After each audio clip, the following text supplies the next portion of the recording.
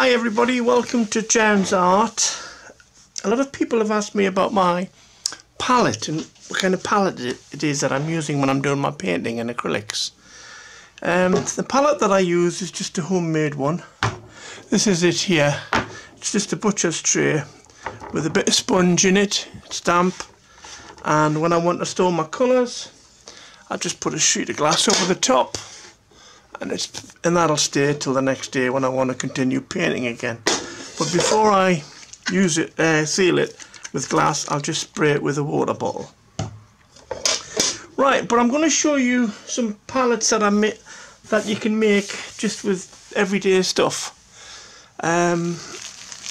First off, I've got a little plastic polystyrene tray, which is great for a wet palette. It's fairly deep, as you can see, and what have I used for the inside of it is I've got some of these really cheap sponges you get just about anywhere.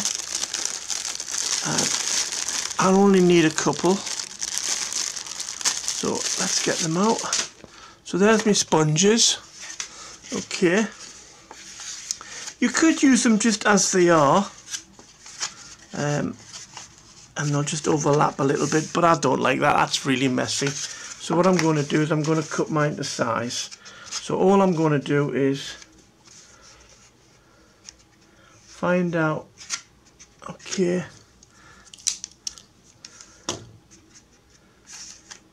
I'll make this fit a lot better. So there's my mark that I want, and it's because it's got squares on the back, it's fairly easy to see when I'm cutting it. Just be careful when you cut it. If you're using a sharp knife, that's all I ask. And there you go. Lovely. Right, but it's still not a stay wet palette because I need something to put my paints on. Now you could use paper, but paper degenerates and it gets messy and it wrinkles and whatnot. What I like to use are bits of canvas. Right, so what I do is, this is an old canvas. You can get them anywhere, at any art shop. It's a 9" by 12" canvas, and it's a lovely size because it fits my palette. If you're going to use a canvas, what I suggest you do is get a canvas that'll fit your palette, whatever palette you're going to use. If it's smaller than this will be more than adequate, or a smaller palette will do, or smaller canvas. If it's bigger, you probably need a bigger canvas, okay? Because what we're going to do to this canvas is, if you look, it just about fits. So all I'm going to do is I'm just going to trim it, take what I want off it. The reason I like to use canvases are very, very durable. When you're finished with your palette, you can wash it out. Can't really do that with a piece of paper. It's only got a limited lifespan. Right, so there's my frame. You can do what you want with that. Right, there's my palette. It's all there, ready to go. And it's a little bit bigger than I need, which is great because it curls on the inside, and when it's damp, if I add some water, right to there, and some water on the top, give it a few minutes, then it'll all sink in, and you've got yourself a handy dandy stay wet palette. This is what all my students in my workshops use, because I've made them for them all. And whenever we have a workshop, they use these palettes. Sometimes they use two, one with the colours and one for mixing. That's fine, but it's a lovely palette, and they've lasted me, well, a couple of years at least. So that's my stay wet palette. Okay, here's a variation. This is an old frying pan, and I've got a round bit of sponge in there and a round bit of canvas in there. This is for those colours when you just happen to need a new mix and there isn't any room on your palette, and I'm sure we've all been there. Put this away. We've all been there and you needed a little bit extra space So that's what I like. But I'm going to use this one today because I'm going to show you something else that we do, that people have asked me about, is how do you paint straight lines? Well, I'm going to show you if you hang on. Right, I'm just get rid of this water. Right, so what I'm going to do is I'm going to paint some straight lines. I've got a bit of old mounting card. This is just as good as anything to show you what I'm going to do. Right, the straight lines that I paint are usually on the rigging on ships or wires or something that requires a straight line. Now a lot of people have difficulty painting straight lines, so I'm going to show you a dead nifty way to paint a straight line. Right, and I'm just going to use a bit of wood. See, nice bit of wood. Right, could be a ruler, but in this instance it's a nice bit of wood. The brushes that I'm using, I'll do it with a few brushes. I've got a script brush, I've got these fingernail painting brushes, which are great for doing really fine lines and details, and I've got another one here, number 4 round. Okay, so I've got a script number 4 round, and I've got a couple of riggers, very fine riggers. Okay, but I'm going to show you how I do my lines. We'll start off with a very fine brush. Okay, the very fine rigger. So what we'll do is, I'll just show you my colours. That's it, nice and dry. And let's use the yellow. Tell you what, let's pinch a bit of the red and make it a nice orange. That's it. Okay. Now with any rigger or whatever you do, I like to roll the brush so it's well loaded. Okay, and just lifting it off each time. Right, so I've loaded my brush. How am I going to do a straight line? Well, if you want to do a straight line, what I do is this finger here I put on the ruler, look, and that's going to keep, and I'm just going to slide along the edge like this, you see. Now if I put my brush just so it's touching, if I show you, and wedge it between my finger and bring it down the brush, change the angle. I'll just do that again in a minute, it's better. There you go, there's a straight line.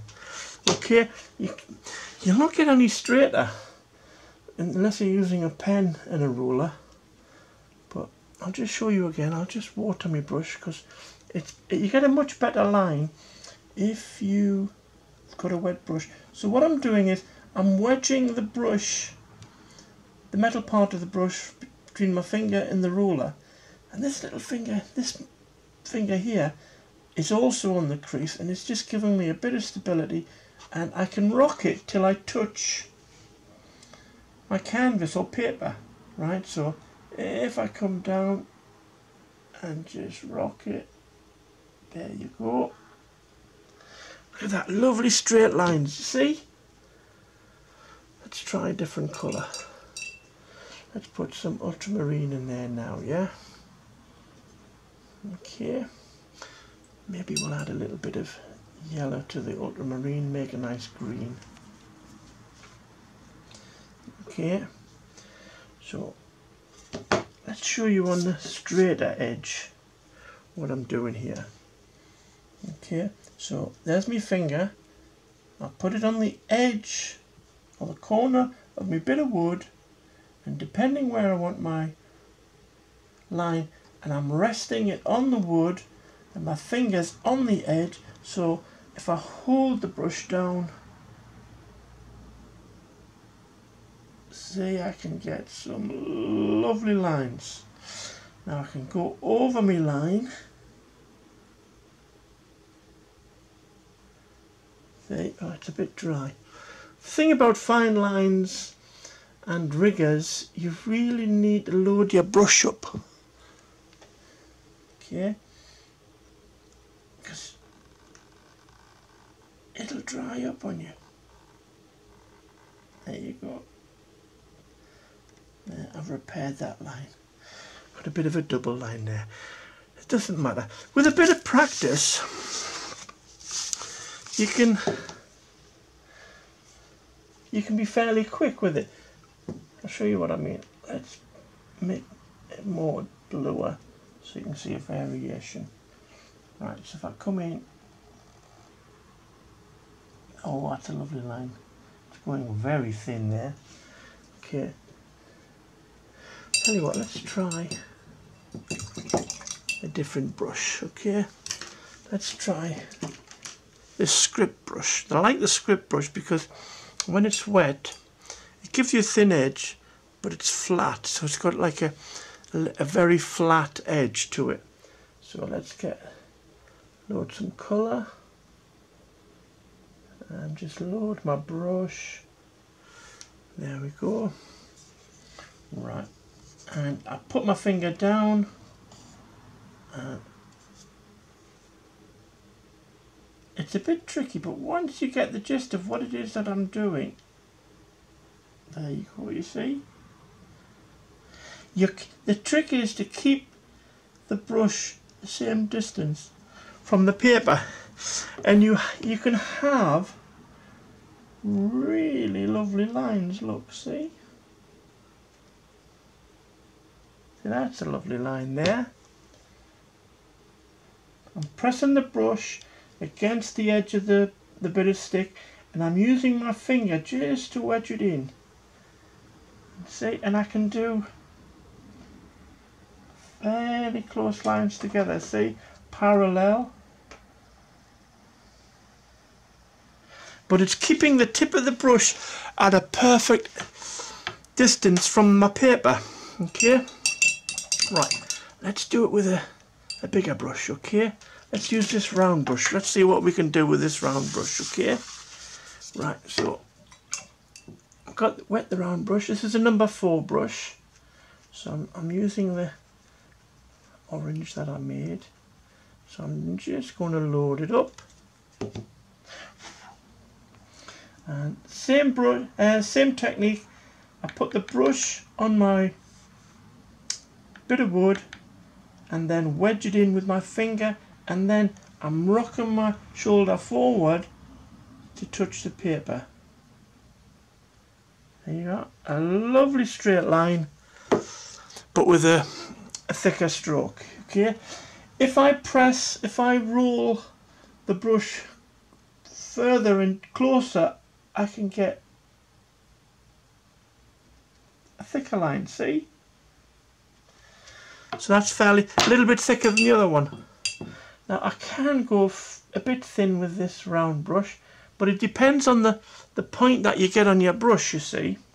Let's see if I can make it a little bit thinner. Okay, we'll start. Whoops, do that again. Didn't want to play this time.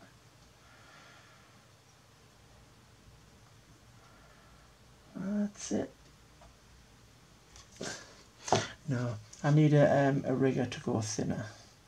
This brush will only give me a certain thinness, like that, you see, but it won't give me. I'm determined to give it a try. Oh, what do you know? Look, oh. The thing I like about this, you can catch a line if you lose it. There you see, I've got a thinner one. I've got a really thick one, and I'm using the same brush. Okay, but that's when you want parallel lines, and it's great if you're doing buildings or telegraph wires or something. But generally they've got a bit of a loop. The thing is, you can try and do a line freehand.